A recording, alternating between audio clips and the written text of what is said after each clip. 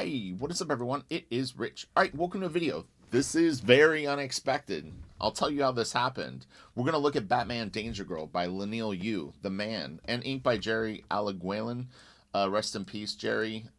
It's very sad. I never got to meet Jerry, to be honest, but I knew his work originally from Whilst Portaccio, and then of course he inked Leinil for many many years. But yeah, I was gonna run out to my storage and grab some comic books that I kind of rotate books in my studio, and I have an Avengers hardcover that Leinil did, and I was like, I should grab out a few more Leinil books. I really enjoy his stuff. As I'm working on Crystal Planet, occasionally I'll draw stuff in it or will remind me of other pencilers. And a lot of the Crystal Planet work honestly reminds me a lot of Campbell's stuff on Danger Girl in particular. Some Gen 13 too, but it's just it fits the story and mood and kind of things like that. And I figured just go with your gut. But anyway, yeah. So then I started going, well, I should do a video. And then all of a sudden I was like, oh man, let's do Batman Danger Girl. So anyway, I really had no intention of doing a video today, but here we are. So I love this book. It's actually awesome. I was sharing an office with J. Scott Campbell at the time when this idea was sort of kicked around, and Jeff did a really, really great piece with I think it was Gen 13, in fact, in the Batmobile with like Batman, maybe like I think the piece is online, and it was very early when DC had acquired Wildstorm, and they weren't having that the Gen 13 kids were in the Batmobile. It's very weird, but that was my recollection of it. Maybe I'm wrong, but I thought that I was like, so the Batmobile is so sacred the Gen 13 kids can't take it for a spin? Come on, lighten up, DC. What's the problem? I've seen your comics. Anyway, maybe I'm mistaken on that memory, but that's what I remember. Anyway, so the idea was put on ice, but then several years later, this ended up happening with Leinil drawing it. So, all right, Andy Hartnell writing it. I shared an office with J. Scott Campbell and Andy. It was amazing. Andy is the funniest guy. He's got a very dry sense of humor, but I'll tell you one quick story before we get it, because this is pretty funny. So Andy and I used to do crank calls at work. It was... we were wacky. But yeah, Andy, he's so serious, but he's so funny. It's a very, very weird contrast. But yeah, we would do crank calls, and he actually would sell really funny stuff on eBay before eBay was more strict. But I think he tried to sell his soul on eBay and a bunch of stuff. Very, very funny. But anyway, all right, let's get into the video. We're going to go in order since it's a story, so I'm not going to go full screen. But anyway, we'll shut this. But the cover was J. Scott Campbell, in case you didn't know. But anyway, so it starts off in this like fancy cocktail party, which just about 50 million other Batman stories do the same thing. There's always some sort of gala. Always a gala. And who's going to show up? You know who's going to show up. The J-Man and his cronies. But we'll go slow. Let's go slow. I loved when Leinil started getting more cartoony in his art. He had this just really, really unique blend of like line work, exaggerated proportions. It's just fun looking stuff. His poses and stuff like that on this book got really, really cool too. Look at this. These faces are great. Part of the reason too I was encouraged to do this is as I was thinking about that I was going to grab some Leinil books out for myself to enjoy in my downtime. I realized I don't believe that I've ever done a video completely focused on Leinil on my channel, so that was needed to be rectified too. Really, really cool Batman pose with him taking out this guy. This is a little trippy, like his neck and the way his head is a little funky, but I love the clown behind him with the bat. That's really, really cool. This is awesome. I've been following Leinil for a long time. It was interesting is I remember when Leinil first got online. I think I've shared this story with him, but he used to have a website back before lots of comic book artists did, and it was called Sugar Spam Conspiracy, I think, something weird like that. but it had almost like flash animation where you could like cruise through this like warehouse. It was very very trippy, but this goes way back. Let me know if anyone ever saw that online. I'd be curious if anyone actually remembers that. But at the time I was like, man, this guy is like Simon Bisley meets like, I can't remember like the different artists that his work reminded me at the time. But if you look at his early Wolverine and then he transitioned into X-Men, I mean, you'll see really, really clearly influences start to affect his work. Kevin Nolan, Mignola, Travis, his early work had like the Wills Portacio, and he kind of moved through all these different influences. And as he moved through them, he retained pieces of the pie. But definitely early on, he had some Bisley in his work too, which was very cool.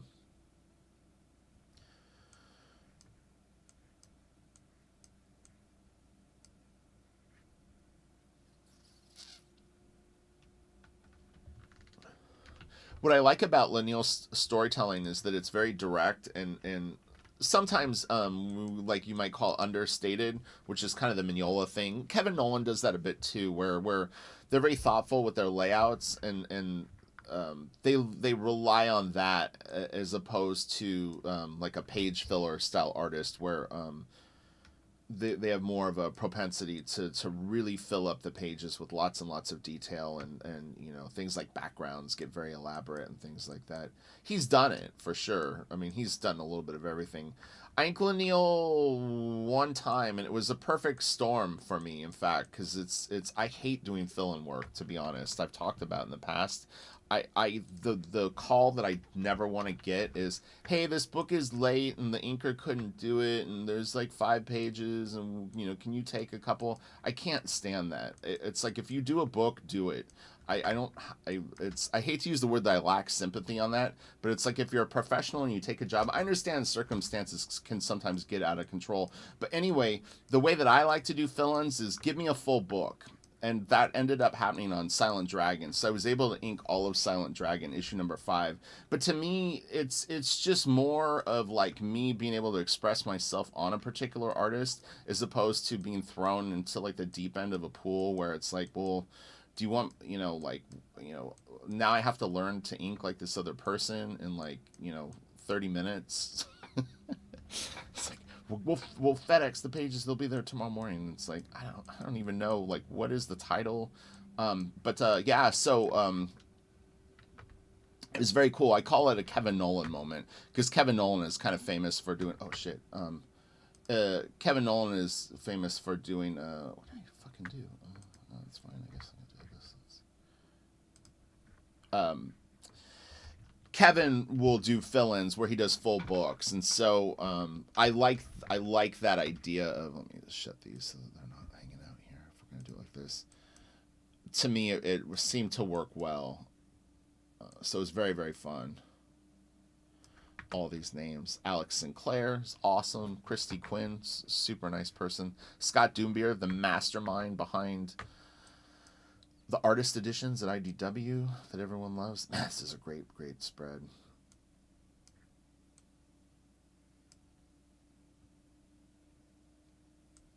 Man, that's so cool. Finch does a great Gotham too, but I really would actually enjoy seeing Leinil draw more Batman. I think he's a great fit for the title, and boy, he would just do a great job with it. His Danger Girls are actually pretty hot too. Like, this is a very nice Abbey. This is cool. Colors are real nice on this too. Man, this is great. Really cool forced perspective on that. The ladies, the ladies. Adam Hughes was another artist that you would see creep into Leinil's work on his Wolverine and X-Men work, going way back now. He had done a lot of that work before I went back and got it. So I think I started following him on the X-Men and then went back and got the Wolverine. Or no, he might have been finishing his run on Wolverine, but he was getting good fast. It was like the first few issues are a little softer style, and then when he started incorporating some of the more hard edge things, I think it really started to click with him.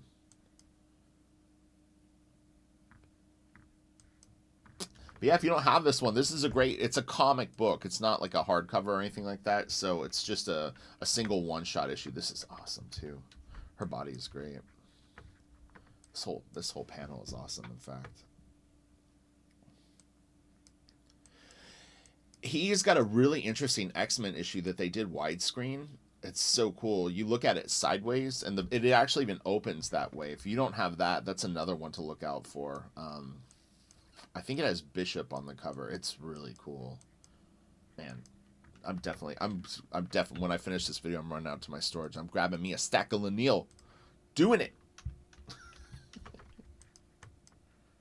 Luckily, Leinil stuff is like I have a small handful of artists that I keep pretty organized. Like Arthur Adams is kind of all together. Michael Golden. Sometimes I do it by. It's tricky if you have a large comic book collection. There's always the debate. Maybe more if you're an artist. Is do you do it by title of book or do you do it by artist? I do my favorite artists all stay together. Meaning that like if I'm a huge Mignola fan, all my Mignola stays together no matter what he's worked on. And then other artists will just be in the mix of like, oh, so and so did Amazing Spider-Man or whatever. His Joker is awesome. He really does a kick-ass job on his Joker, and this is from quite a long time ago. I'm gonna say this book was probably done in 2006, maybe. It's just a guess. Like I'm maybe a little earlier. His clowns are so good. But you could see like if you were gonna do sequences like this, man, like you would want to break out like the Simon Bisley like Lobo stuff, as it's so like on point. I might as well just shut this one.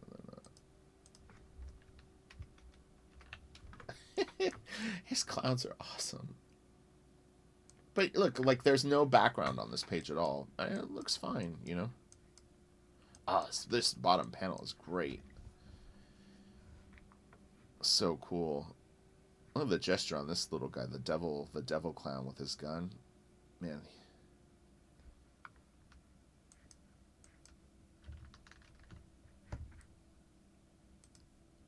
And I could be wrong on his website. It might not have been called Sugar Spam Conspiracy, but it was something like that. I don't know if I don't know if I've ever talked to anyone that had ever gone to it.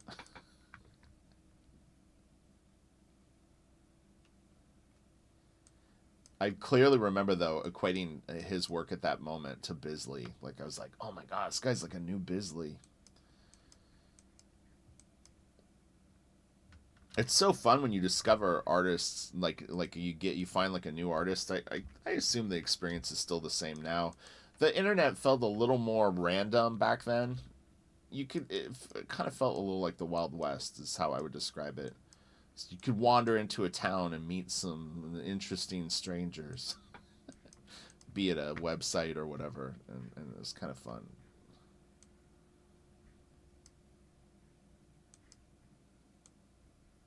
He does a lot of lines on faces, I mean, men and women, and he tends to define the eye sockets on women.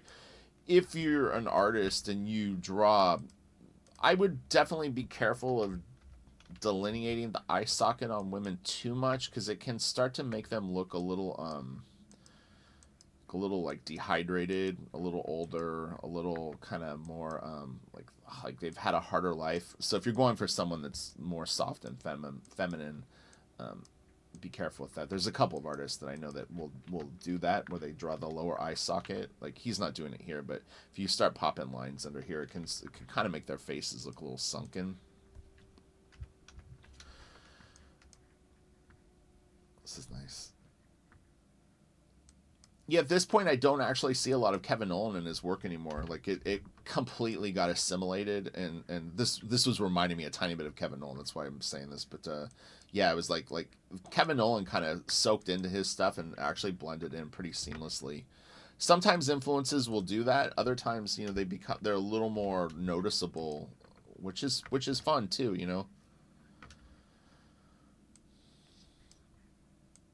This is cool. He does this big shadow on the chest cavity too, is kind of a lineal thing. I've heard his name pronounced Leinil, but I believe it's Leinil. So if I'm mispronouncing it and someone's like, "Oh, come on, Rich, it's Leinil," then I apologize. But I think it's Leinil. You know what I think it is? Is I think that I'm thinking that Wills calls him that. Or no, I don't know. It's been a while since I've heard Wills say it.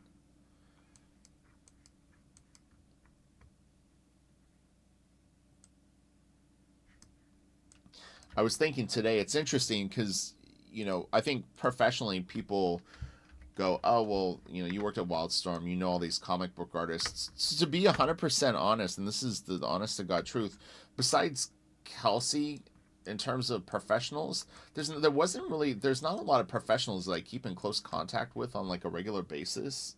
And so, honestly, I really don't have a comic book peer group of people that I chat with regularly about like comics at a professional level. I mean, obviously, we all hang out here, but yeah, it's kind of trippy. But no one in my real life, quote unquote, like really ever was into comics. Like none of my friends growing up or people that I sort of see. So it's interesting. I'm kind of like a little bit alone. That's why I do YouTube. Still have not heard from Kelsey. It was a weird coincidence. I was doing something on my computer last night, music related, and I was waiting for something to open, and so I went to YouTube really fast just to I don't even know what I was doing, but I saw the Jack show went live, and I was like, oh shit, I wonder if Kelsey will be there. It didn't look like he was there, so still no sign of the K Man. He done vanished. Like I said, I hope he's okay. That's the only thing that it's like. I only laugh, but if something is up, then I not. It's not funny, obviously. This is cool. Pretty fun story. It all kind of takes place in one sort of orbit overall, and lots of fun stuff to draw. His downshots are great. Man, I could live in this world. So cool. His pant legs and funky shoes and big footed rabbits. Yeah, it's fun. All right. Danger Girl. Danger Girl. Danger Girl went on to do a lot of comics. It's funny because I really never followed it much in the last like 10 or 15 years, but whenever I look it up, I'm always amazed at like how many series have come out. Some of them might be really cool. I know Andy wrote a lot of them.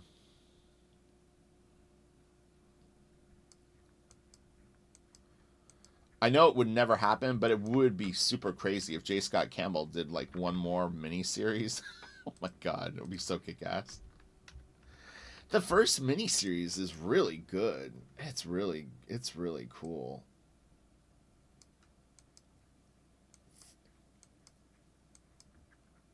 I'm always proud to say that I actually watched him build that from the ground up. I mean, literally, I watched him design every character.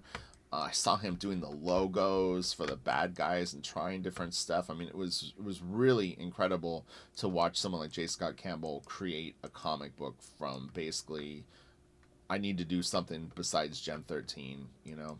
Wasn't there every second with him to be clear, but you know what I mean. I saw a lot of the process. It was fascinating. Lee Bermejo on Batman too. That's another one. I really learned a lot watching Lee when he finally got an opportunity to draw Batman. Watching him design it and the thought process that went into the whole thing was really incredible and really kind of made an impression on me. I was like, okay, this guy really puts a lot of thought into this. Every square inch of Batman's costume, Lee was just on it.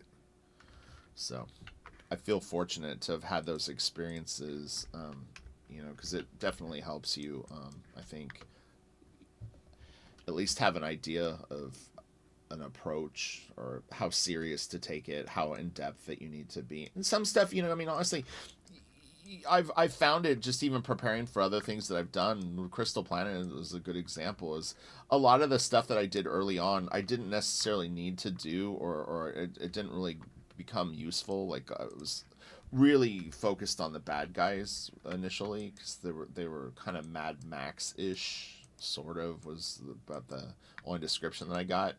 And so, I was looking at a lot of very kind of down and dirty clothing and things like that, biker boots or whatever. And once you get drawing it, it just sort of goes. And then you're like, oh, I didn't really need to spend that much time on all that shit.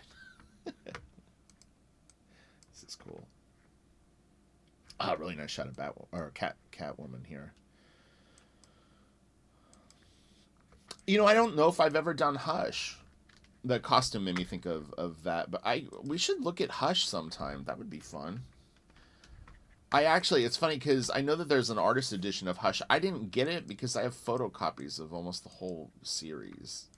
As Scott and Jim were working on it.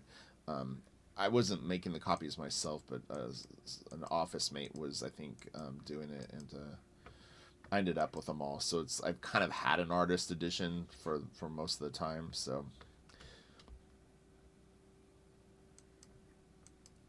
but it is a very, very cool series. This Batman is great.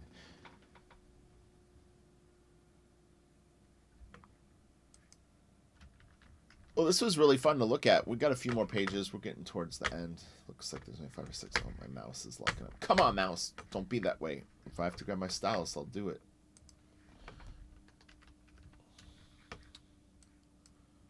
They almost look like they're driving naked.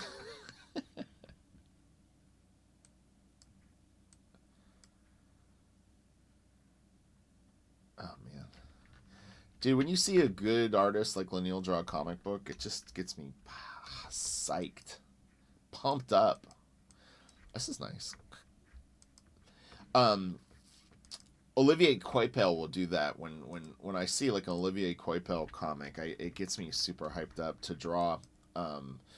He makes it look fun in a weird way. Like Olivier is so good too. He kind of makes it look easy. Like you look at it and you go, that's not that detailed. And then you realize all the subtleties that he puts in his work that make it like absolutely incredible. I mean, his stuff, believe me, doesn't look easy. But I'm saying that like I would look at the Thor issues and I would go, man, this is badass. Like, we need to look at those too. I'm nearly sure I've done an Olivier Coipel video or two, but can't hurt to do another. Usually at the end of the year, I start to do retrospective things. I'm finding myself sort of in that vibe where like the last few weeks of December, I usually will start to revisit things. And just try to really provide the funnest stuff possible for people. Really kind of what I think people all year want to see. So, if you have recommendations for videos, let me know, and I can try to fast track them for the last few weeks of the year. I might not do a super fun Sunday this weekend. I mean, I'm really trying to finish Crystal Planet so I can get on Blaster Kid, and I've got a chunk of pages left to do. But I'm on a really good schedule right now, but I just don't want to slip up and start to lag. So this is really cool. Really, this is actually a very nicely laid out page. That's really cool. High Roads is another book that he did that's kind of creator owned. You've got Silent Dragon and High Roads both came out kind of right around the time of this book.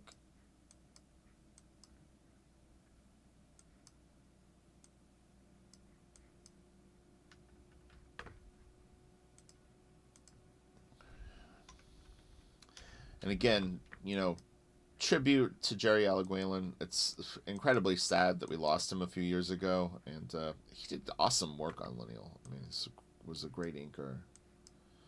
And mentor to many, many artists, Leinil included.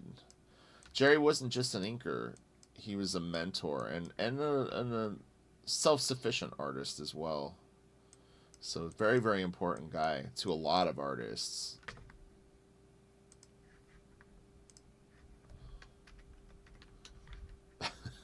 His face. It's right out of like Gen 13. Oh, he's losing his wig. That's funny.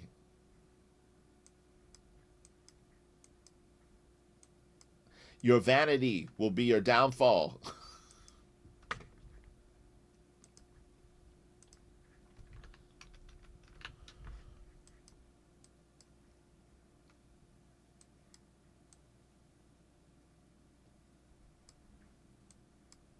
All right, we're just about done with this. This was fun. A nice little surprise for me.